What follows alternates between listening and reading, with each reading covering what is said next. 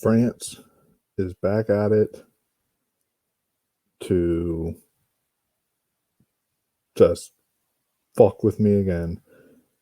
France, y'all seriously need some psychological help. Get help, France. Seriously. First it was Raw, which was disturbing.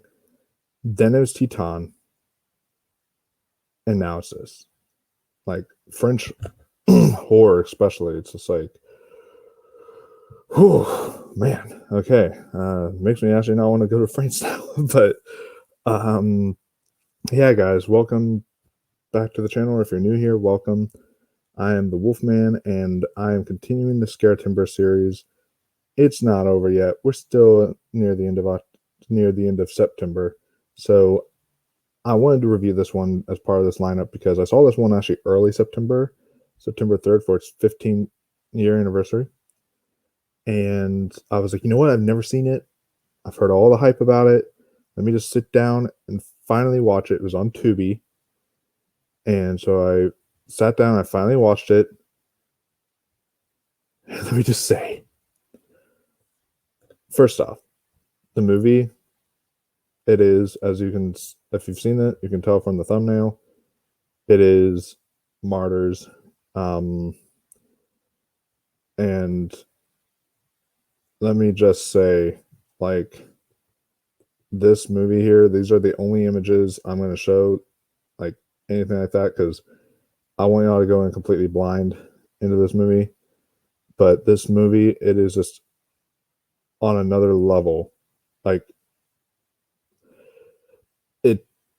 I went in completely blind. Never watched a trailer, never watched any clips, didn't know anything about it. I just knew, they said, this is one of the most disturbing movies ever made and such.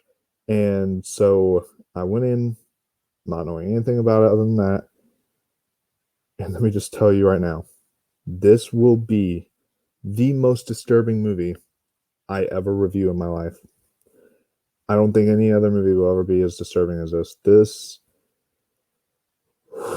Let me just say, I'm so glad that Tubi, when I watched it on Tubi, I'm so glad I had ads. No matter how short the ads were, I was so glad I had ads, because that gave me time to breathe. Because this movie does not let you breathe. You have no time. It is just pure anxiety throughout, and it's just extremely hard to watch. It is a revenge story on a whole nother level. If y'all don't know what the film is about, there's Anna and Lucy. Lucy, one day when she was a young kid, she was kidnapped and taken to this place to be tortured and everything like that. And when she runs away, I'm going to be as vague as possible, guys. This is just me being as vague as humanly possible, because I don't want to give anything away in case y'all do want to see this. But whenever she runs away from that place, she's haunted by the demons of her past, and she wants to get revenge on the people that wronged her. So pretty much that's the setup of the movie. And within all that, as you can see from the photos and such, there's just a bunch of craziness that happens throughout, a bunch of graphic things that happen throughout. And, I don't like using the phrase torture porn, because, sometimes I feel like it discredits when there's a good story. And this isn't necessarily torture porn, because it still has a good narrative to it, good story to it. But it almost crosses that line. I would say it almost crosses that line of torture porn. This movie was, but it's interesting though, because it's not bad per se, because it's very interesting, because I'm never going to watch this movie again, ever in my life. Not anymore. I'm a physical media collector. I usually buy Blu-rays. Probably never going to buy the Blu-ray of this, because I'm never going to watch it unless it is for a video. If it's specifically for another video in the future, a watch along or something like that, that's the only time you're ever going to get me to watch this movie again. Other than that, no, I'm good. Because I don't want to sit through this level of anxiety again. I was on edge the entire movie from the opening frame to the ending frame. That's how much it just grabs hold of you and doesn't let go. And just everything's a part of that, from the musical score um to the sound design, to the cinematography, the kind of almost like, in a way, grindhouseian cinematography. It's hard to describe. It's like kind of like almost like Saw and the grindhouse of cinematography that they do on this. It's very, very well done. And Anna, in case you don't know, Anna is the friend of Lucy. So, and both of them, I'm gonna try to pronounce their names, but sorry if I mispronounce them. Morana Aleo and Mylene Japenoy. I'm sorry, I can't pronounce their names right.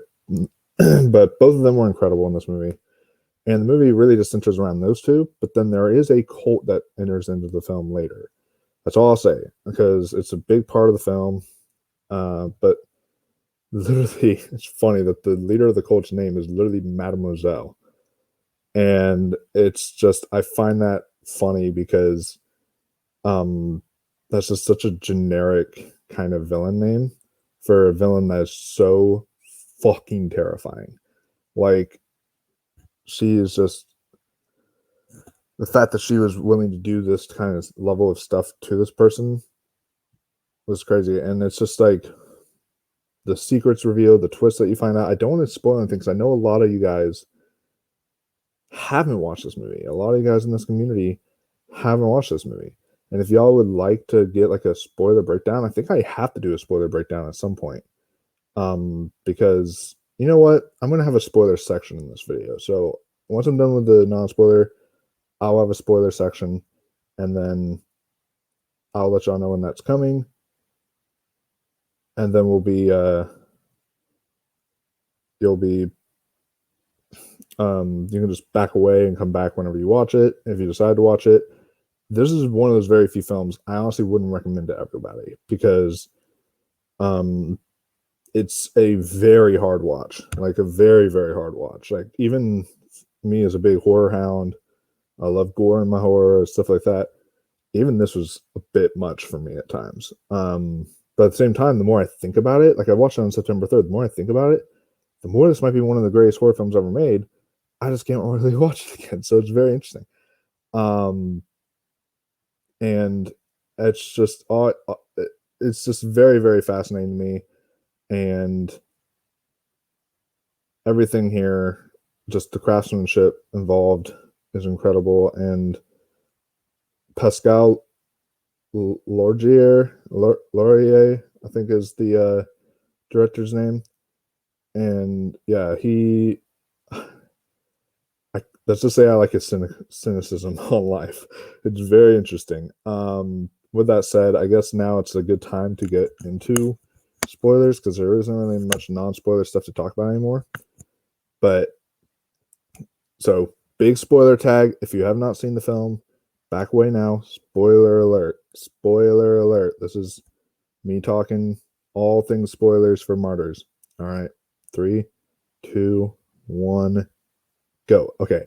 So the demon. So what happens is, her friend, or Anna's friend, Lucy, the one that the film kind of centers around, which is interesting, it centers around her because she dies.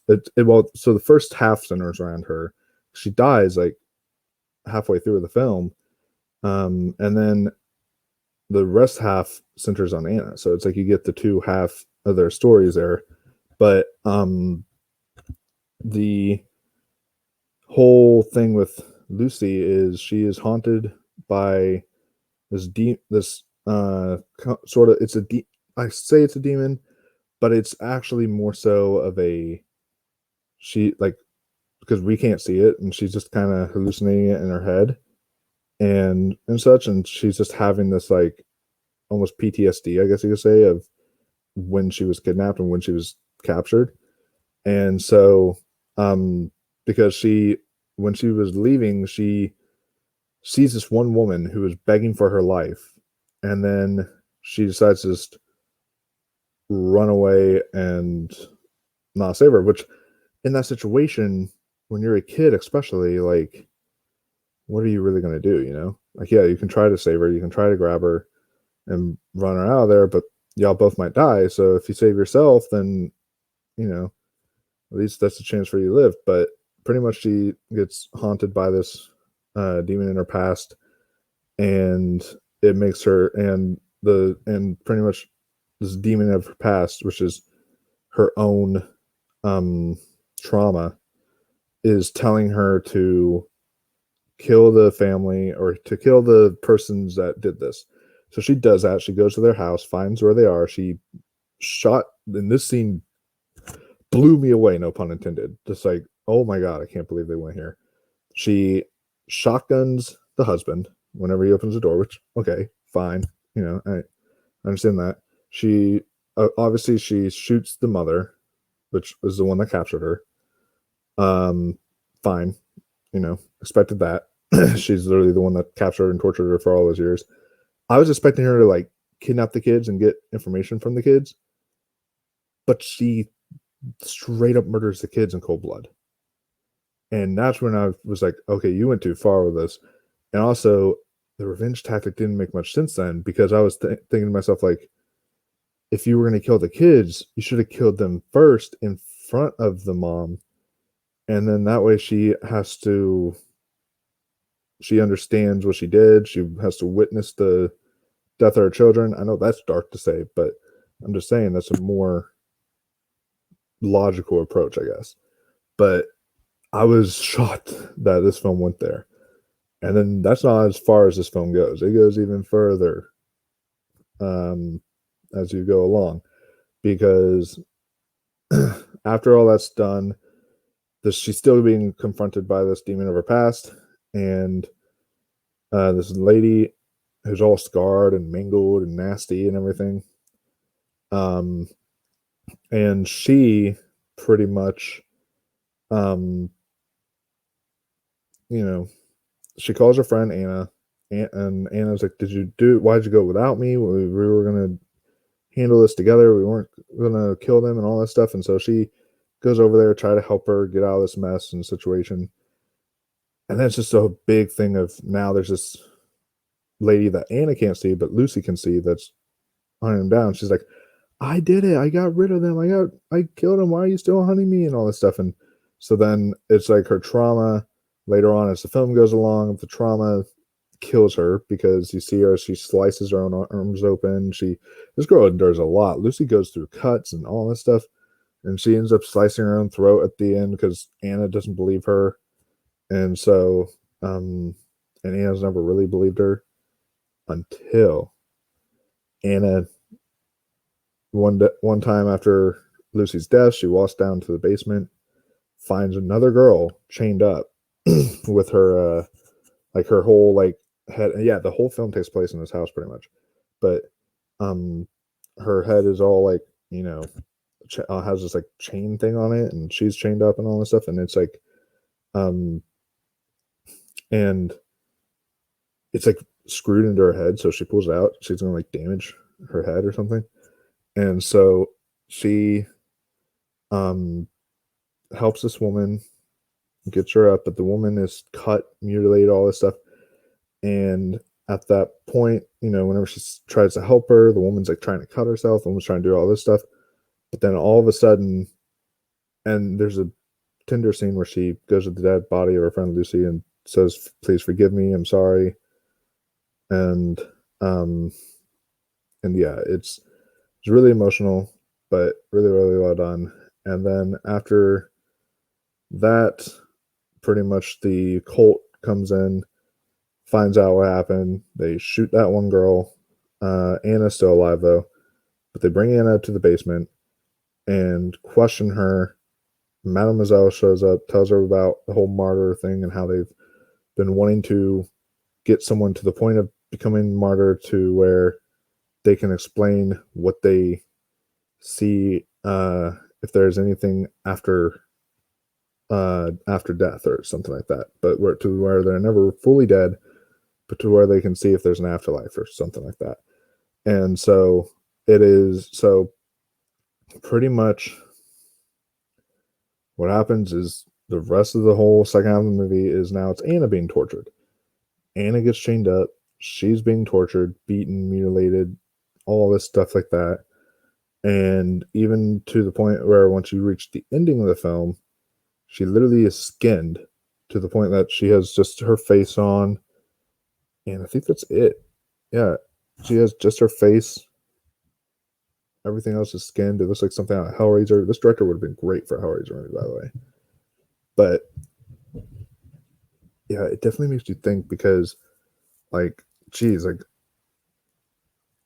what she endures. But anyways, it was extremely hard to watch. I had to look away during several of her scenes.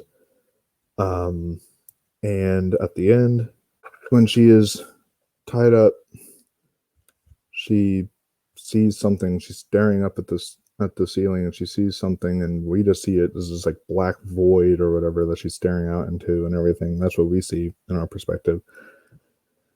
And then they ask her, "What did she see?" We don't hear it, which is genius. We don't hear her say what she saw. We just see Mademoiselle's reaction as she whispers into her ear what she saw. And after that, they have a whole meeting, with all the other people, with all these like business people or something about like, she's reached the full martyr. And so now she can tell us if there's an afterlife or not. And so Mademoiselle's going to come out and give this presentation and all this stuff like that. But at the end, as he goes and gets Mademoiselle, she's in the bathroom and he's like, so Mademoiselle, are you there? And she's like, do you believe in life after death? Or do you believe that there's like more to this after or something like that? He's like, yes. And then she's like, keep doubting. And then she shoots herself in the mouth. So that's pretty much the whole movie. That's literally how it ends. And you're just like, what the hell? That was a shell shock and everything. Well, I want to kind of talk a little bit about the ending, because the ending of this movie to me is so interesting because a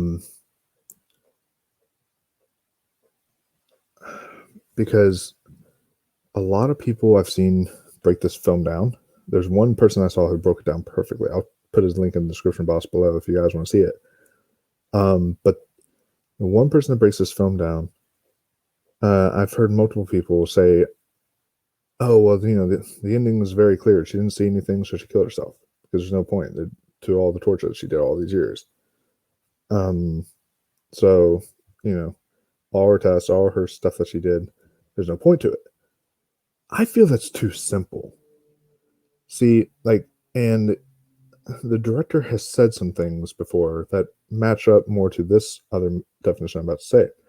To me, I think she told Mademoiselle that she did actually see something. And because of what she said she saw, I think Mademoiselle knows that literally she's never going to have that life now. That where she's going to go is far worse. And that her and everyone else now, they're not going to have that life, to once they're done, because I feel like it's too simple to say, oh, she didn't see anything, because one, the way the girl's looking up at the sky, what the director said about the film, what all this other stuff that's come out about it, I just think it makes a lot more sense that she did see something and that she told Mademoiselle. And I don't think she was lying to Mademoiselle, because they'd probably keep on running tests and asking her, what did you see? What did you see? What did you see? And she would have to give them the same answers just to know that she wasn't lying. And if she wasn't lying, then I feel like that's why Mademoiselle offed herself, was because she said, either way, whichever definition you go with, whichever meaning you go with, her years of torture that she committed on these people was pointless, utterly pointless, because now, by doing so, if she believes there's an afterlife now, she knows she's not going to be a part of it. She's not going to have that there's no point to it now because she's not going to be there to really witness this afterlife, this heaven, if you believe in that you want to talk about. She's going to be more in the evil parts of it. And then now there's also just the fact that, like, and whether or not you yourself believe there's an afterlife, like, I am a Christian, I believe there's an afterlife, but like the idea, the concept of it is fascinating because it's like, is there an afterlife? Do we fully actually know? Like, I believe there's an afterlife as a Christian, but other people don't, and it's a very fascinating concept to talk about. And so the way this film brings that about, and the reason why this ending is so discussed all these years later, that's the reason why, is because it is just very poignant in nature, I guess you'd say, or profound in nature. But also just, it raises the questions that everyone has wondered, whether you're Christian, whether you're not Christian. It's raised the question that everyone has wondered, and it makes them come to their own conclusion on what they believe about the afterlife, but also what the film is telling us about the afterlife. So I find that very interesting. And again, guys, yeah, this movie, it's not one I would revisit often, but and the guy that described it, he describes it even better. I'll link it in the description box below. But with that said, guys, if you don't mind subtitles and you are into fucked up shit, like dark shit, then yeah, I'd recommend Martyrs. But I don't recommend this to everyone. This is not for the faint of heart. So do not watch this if you get queasy or anything like that. Okay, this movie is very, very hard to watch, even for me at times. I had to look away. And so, yeah, good movie, guys. Really good movie, but maybe the most disturbing movie I've ever seen. That'll do it for this review. Make sure you like, subscribe, share, do all that fun stuff, guys. I could talk even longer about this movie, honestly, just and break it down because it's been on my mind for so long and the themes of it have been on my mind for so long. But I'm going to end it here because I got to get ready for work. But I will, I will see you all in the next review, guys. I should be reviewing Saw X before September ends. Hopefully, I want to make that part of the SCARETEMBER lineup. I'll try to do that. If not, it'll be part of the October lineup. But a lot of great horror themed videos coming soon, and there will be changes coming to the channel, guys. But don't worry, I'm still going to be doing a lot of videos for y'all. But there are changes coming, so keep that in mind. I will see you all in the next video, guys. And until next time, stay spooky, my friends.